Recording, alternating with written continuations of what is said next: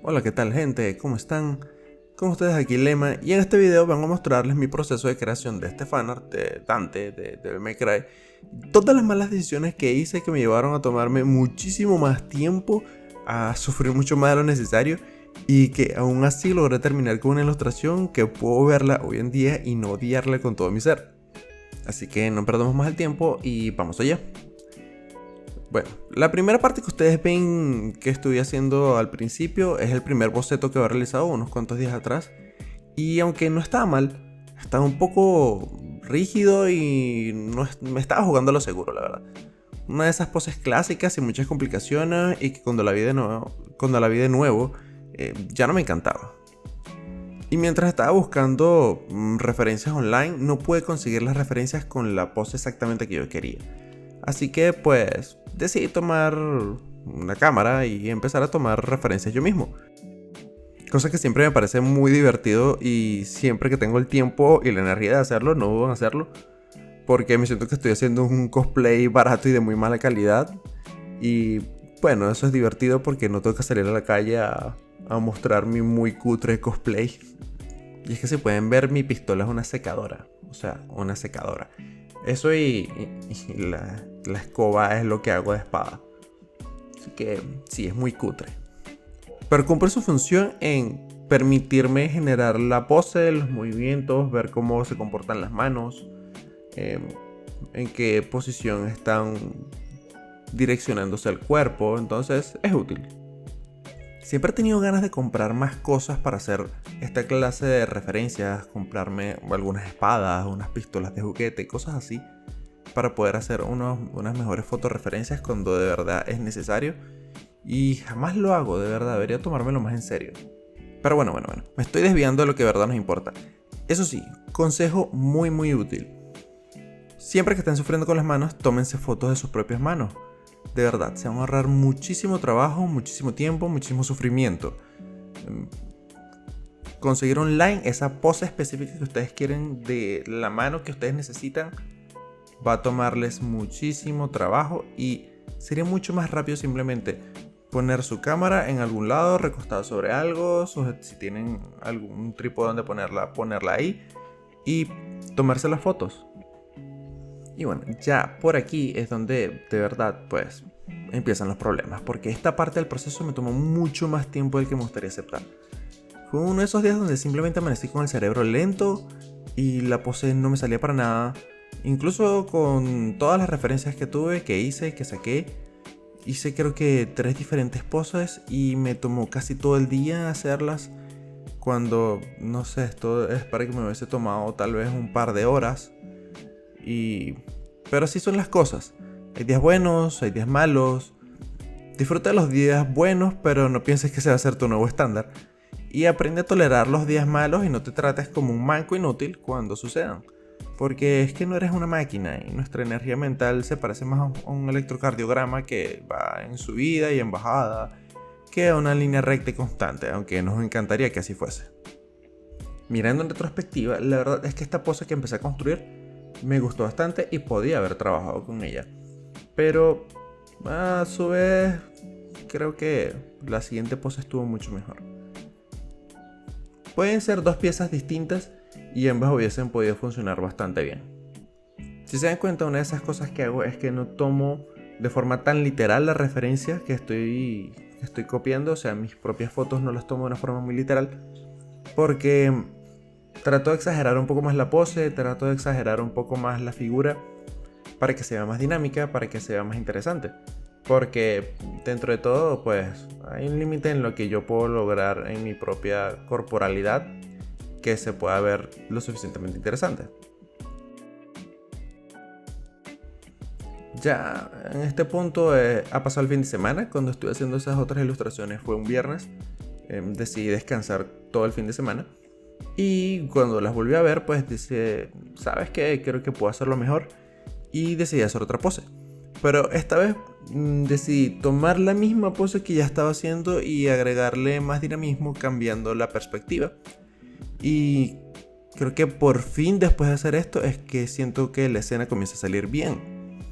Así que hay veces que hay que tomar un pequeño descanso, dejar que el cerebro se relaje para poder ver las cosas con ojos más frescos y no quedarnos atascados en la frustración de no poder lograr algo que sabemos que podemos hacer mejor. Claro, muchas veces no podemos darnos el lujo de hacer esto porque hay deadlines, hay fechas de límite que tenemos que entregar y debemos cumplir, y bueno, a veces toca trabajar con lo que hay, pero si cumples con tus fundamentos y te aseguras de cumplir con lo que necesitas, al menos puedes estar en paz contigo mismo. Yo aquí consideraría que ya saltamos a la segunda parte, y es sobre planificar bien toda tu escena. Porque, bueno, yo a veces hago un liner detallado y a veces no, y eso depende de la naturaleza de ilustración que tengo en mente. Este es uno de esos casos donde lo hice y no debía hacerlo, porque les doy un spoiler, fue un completo despropósito. Me tomé demasiado tiempo haciendo una parte del proceso que cuando comencé el renderizado de color más adelante, y todas las sombras y todo lo demás, ese liner se fue completamente por la ventana. O sea, no hice nada con él, no hice nada práctico, no cumplió ninguna función, no lo dejé para nada. En pocas palabras, fue un total desperdicio de tiempo, y sobre todo porque es un liner muy detallado. Luego comienzo el proceso de hacer los colores planos o los flats en términos de cómics, que básicamente es hacer bloques de color plano para separar los elementos con facilidad y poder seleccionarlos con facilidad luego de forma aislada para que los colores o los sombreados o los detalles no se me traspasen de un lado al otro, sobre todo si estoy trabajando con colores específicos de cada área y quiero mantener todas esas partes bien separadas. Este proceso lo mantengo durante un tiempo porque después eventualmente yo mismo manualmente hago como unas mezclas de colores, de sombras, de luces y demás. Pero en las etapas iniciales me gusta mantenerlo separado. Entonces, para mí el flat es importante, y si ustedes quieren, es una parte del proceso que pueden realizar. Claro, no me encanta hacer los flats. Me parece fastidioso, me parece aburrido. No estoy haciendo nada especialmente interesante, pero el proceso me es lo suficientemente útil como para que pueda tolerarlo y seguirlo realizando. Y bueno, ya un poco después que termino los flats, pues cometo un error típico de novato y que siempre me termina mordiendo el culo más tarde cada vez que lo hago. No planifiqué bien el fondo. Hice un personaje sumamente detallado, pero no hice los planes para el fondo, así que pues solucioné lanzando un color con algunas texturas para decirme, sí, con esto es suficiente, ya resuelvo esa parte después. Y no planificar bien el fondo es no planificar bien el juego de luces de rebote, de cómo va a interactuar el personaje con la integración de los elementos del fondo, del manejo de bordes, de un montón de cosas que yo sé que tengo que manejar, pero no, la pereza me ganó y decidí no hacerlo. Sean más inteligentes que yo y no dejen para después esos detalles. Planifíquenlos bien. Luego paso a la siguiente parte, que es planificar mi bloque de sombras y luces. Y básicamente es crear una capa encima de los colores planos que ya realicé. Pongo la capa en modo multiplicar, le bajo la opacidad de esa capa porque es una capa que es muy abrasiva, muy agresiva, y comienzo a tirar esta línea de sombras que va a tener un poco de color para que me genere una temperatura de color ya directamente estas sombras. Y básicamente lo que creo es como un cel shading, ese estilo típico del anime, que es que son sombras planas y duras. Esto me ayuda a generar mi mapa de valores, que es básicamente mi conversión entre dónde van a estar los bordes de las luces y de las sombras, para después poder jugar con eso sin pasarme de la raya, sin empezar a ensuciar todo mi proceso. Ensuciar el mapa de valores casi siempre lo que causa es que no podamos entender bien la ilustración porque no están bien agrupadas las cosas. Si no entienden bien de lo que les estoy hablando, tengo un video sobre luces y sombras, sobre valores, que deberían verlo. Ahí les explico todo este tema a detalle. Y esta parte del proceso, una vez más, no es súper entretenida, no es la más interesante, pero es muy vital para evitar que hagamos un desastre después a la hora de empezar el renderizado. Luego de que termino de hacer el pase de sombras, es donde comienzo a dibujar los highlights o los puntos de iluminación fuerte. Y cuando estoy haciendo este proceso, lo que estoy pensando siempre es buscando el volumen. Estoy buscando ese ángulo donde la luz impacta de forma directa sobre el sujeto que quiero iluminar. Y donde van a ser esos puntos donde la luz va a impactar de forma directa es donde vamos a ver esos highlights, donde vamos a ver esos puntos altos de iluminación. Y tomando en cuenta que en este caso la iluminación viene de arriba y de un costado y ligeramente de frente del personaje, pues esos highlights van a impactar en los puntos donde la luz va a ser perpendicular, o sea, va a ser la nariz, los pómulos, parte del cabello, parte del pecho, de los hombros. Si cuando ustedes estén haciendo esta clase de ilustraciones no están muy seguros, busquen referencias. Eso es lo mejor que pueden hacer. Traten de pensar en una escena con una iluminación similar a la que ustedes están planificando y traten de buscar referencias. Si no consiguen las referencias que ustedes necesitan, pues créanlas ustedes, ya sea con luces artificiales, o sea, luces de su propio cuarto o cosas por el estilo, o incluso salir a la calle y tratar de tomarse algunas fotos cuando consigan el sol más o menos en el punto que ustedes necesitan. Ahí es donde ustedes pueden conseguirse su buena iluminación. Aquí lo que estoy realizando es una de esas decisiones artísticas personales, y es lo que sería la sombra cimera, o sea, ese punto cuando solemos ver esos ejercicios de la esfera siendo iluminada, hay un punto donde no hay rebote de luz, no hay rebote del impacto por ningún lado, y hay un punto donde la sombra es más agresiva, más intensa, es la sombra más fuerte. Eso se le llama como la sombra cimera. En ciertos momentos de la luz, cuando impacta a nuestros personajes, vamos a conseguir esa sombra cimera, y a mí me gusta exagerarla. A mí me gusta tomar esos puntos donde debería estar o donde podría estar y hacerla mucho más marcada.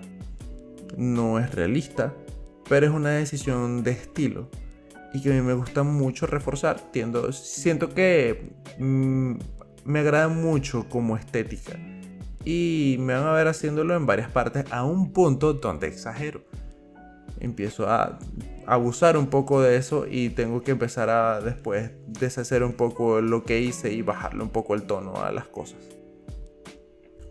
Luego aquí me ven haciendo una decisión estilizada también, que no le consigo el término en castellano, en español, porque en inglés se suele llamar midtones, y que en español se podría traducir como semitonos, pero en semitonos es otra cosa. Semitonos es cuando se utilizan los puntos para generar texturas y cosas así. Así que serían como tonos medios, no lo sé, donde hacemos variaciones ligeras de color, ligeras variaciones de valor, que no entran ni en sombras ni en luces, pero ayudan a generar textura, y ayudan a generar volumen, y ayudan a generar profundidad. Este midtones, vamos a dejarlo en inglés porque de verdad no tengo la menor idea de cómo se llamará en español, ayudan a generarte mucha variedad visual, ayudan a generar textura y ayudan a que las cosas se vean mucho más interesantes. Son de esa clase de cositas que, si es una piel, pues son esas pequeñas variaciones de color que suele tener la piel, como puntos más rojizos o puntos un poco más claros, o tal vez verdosos, tal vez azules. Si es una tela, son ligeras variaciones del tono de la tela. Si es un objeto duro, un hard surface, un metal o algo por el estilo, son pequeñas tal vez rayones o ligeros detalles que van a ayudar a que las cosas sean más interesantes. Entonces, ténganlo en cuenta, dan mucha profundidad a sus ilustraciones. Y aquí también me van haciendo lo que ya les había mencionado antes, de separar los colores por bloques.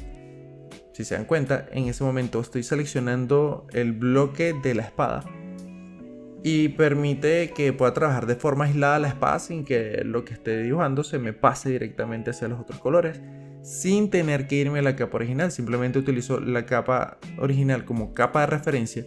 Son esta clase de cosas que se pueden hacer en programas como Clip Studio Paint, Procreate. Creo que ya Photoshop por fin empezó a utilizar esta herramienta. Y por supuesto me permite ahorrarme mucho tiempo porque no tengo que estar siendo cuidadoso con que el color, la sombra, lo que sea, lo que estoy pintando no se me pase al otro lado. Entonces, ayuda muchísimo. Ya aquí me ven que estoy agregando algunos pequeños detalles menores como line art coloreado, que me gusta hacer mucho como para resaltar ciertas áreas, como para reforzar ciertos tonos. Además que me parece que es una decisión de estilo que me agrada bastante porque ese contraste entre un renderizado realista junto con líneas y líneas de colores y algunas veces sombras un poco más coloreadas y demás cosas que ayudan a darme un toque un poco más personalizado a mi arte y que me gusta cómo se ve.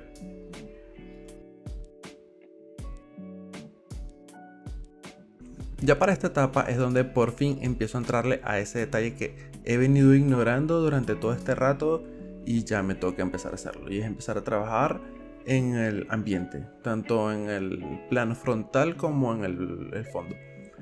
Y por supuesto me tomó muchísimo más tiempo del que me hubiese gustado porque obviamente al no haberlo planificado correctamente tengo que buscar constantemente esas figuras, esas formas, esos tonos, esos colores que me ayuden a realzar mi sujeto, que originalmente es lo que quiero. Y obviamente al no haberlo planificado correctamente, pues tengo que jugar con las figuras, tengo que jugar con las formas. Y sinceramente no sé lo que estoy haciendo, simplemente estoy probando, estoy intentando. Y obviamente es un proceso que se toma mucho más tiempo de esta manera. Por demás que todo el proceso se torna mucho más frustrante porque todo ese ensayo y error, no sabes si lo vas a conseguir, se puede tornar frustrante. Entonces siempre lo mejor es que puedas ya tener las cosas preplanificadas. Eso no te va a asegurar que las cosas te van a salir bien, pero estás jugando a tu éxito. De hecho, esta parte no la termino ahorita. Me van a ver trabajando mucho en ella. Voy a estar constantemente moviendo, agregando, dibujando, pintando, cambiando las figuras, las formas, pero no lo voy a terminar ahorita porque la verdad es que en algún punto llega y me frustro y digo, ¿sabes qué? Creo que voy a tratar de resolverlo en un momento donde tenga la mente un poco más fresca. Lo principal que me ven haciendo es tratando de buscar figuras armoniosas.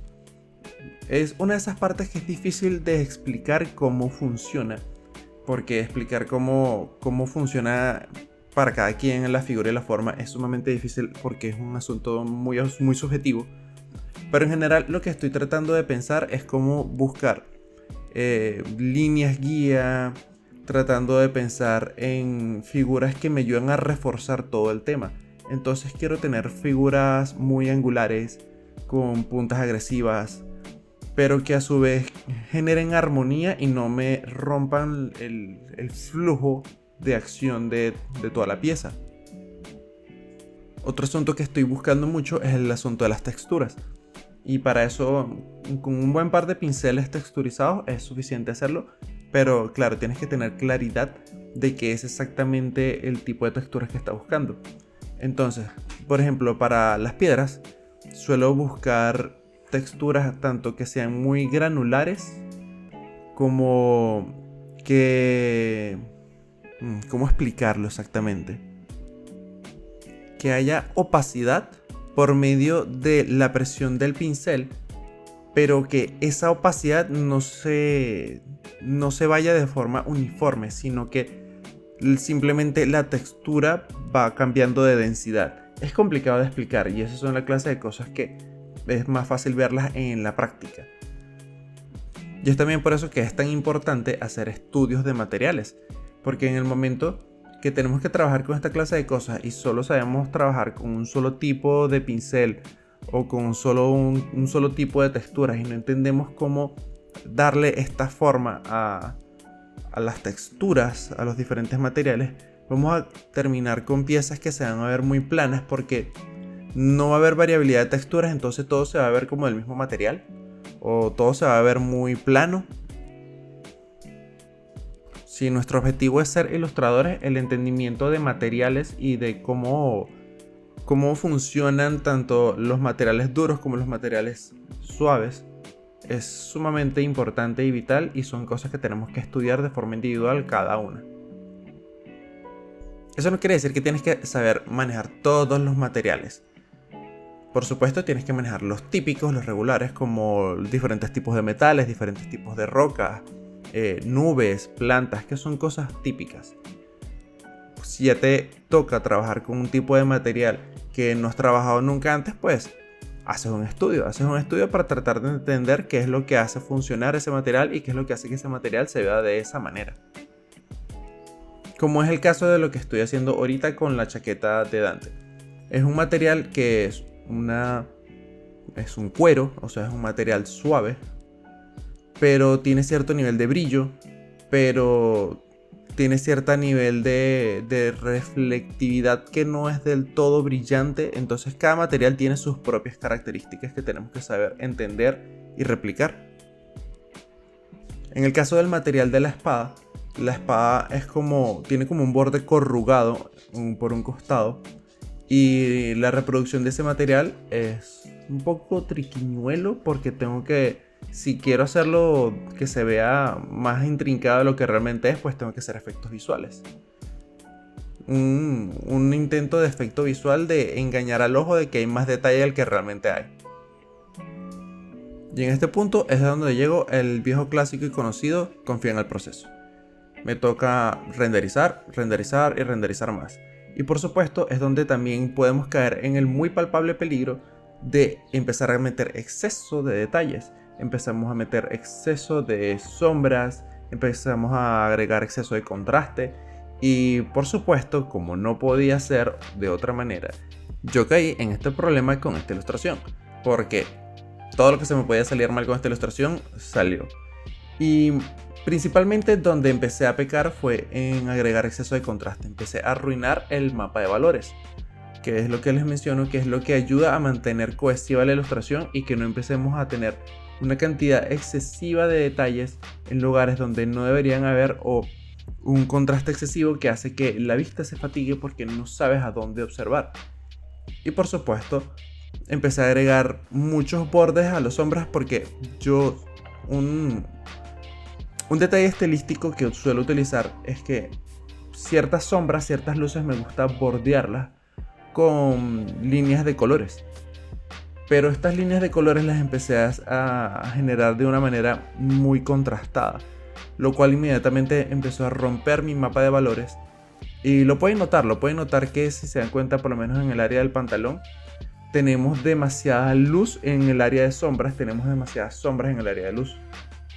Y por supuesto eso empieza a generar que el ojo no sepa a dónde enfocar la vista. Este problema no lo noté sino hasta unos días después de que dejé la ilustración tranquila y la volví a mirar y porque ya lo estaba pensando.